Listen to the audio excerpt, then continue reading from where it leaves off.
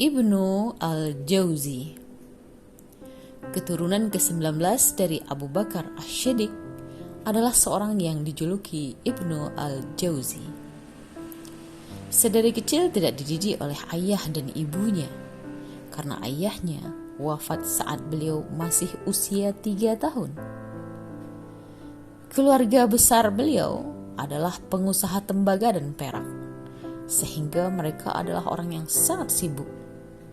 Karena kesibukan mereka sering menitipkan Ibnu al-Jauzi kepada ulama besar di daerah itu, yaitu Syekh Abdurrahman bin Ali As-Sofar. Sejak usia 17 tahun, Ibnu al-Jauzi sudah mulai mendengarkan riwayat dari para syekh. Bahkan pada saat itu, syekh beliau mencapai 80 orang syekh. Walau beliau tidak melakukan perjalanan jauh untuk mendapatkan ilmu, tapi beliau seorang yang luas ilmunya. Selain ahli hadis, ahli fikih dan ahli tafsir, beliau juga ahli ilmu qiraah, ahli ilmu bahasa, ahli sejarah dan ahli syair. Keahlian beliau dalam menyampaikan ceramah yang halus dan lembut itu beliau dapatkan dari gurunya, yaitu Ibnu Az-Zakhuni. Kepiawaian beliau dalam memberi nasihat di atas mimbar membuat majelis beliau dihadiri oleh ribuan peserta. Bahkan ada yang mengatakan mencapai 100.000 peserta.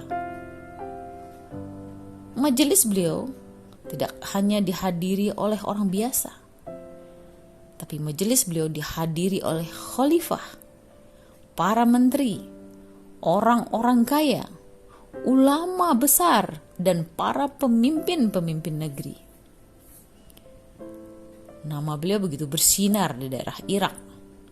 Beliau dijuluki Fakhrul Irak atau kebanggaan Irak. Beliau tidak pernah puas dengan ilmu. Bahkan saat usia senja pun beliau masih disibukkan dengan ilmu. Setiap ilmu yang beliau pelajari, maka Ibnu al-Jauzi menguasainya. Bahkan ilmu kedokteran pun beliau kuasai. Beliau menghasilkan banyak karya. Di antara karya beliau berikan kalimat bersayap untuk orang-orang yang suka membangga-banggakan diri.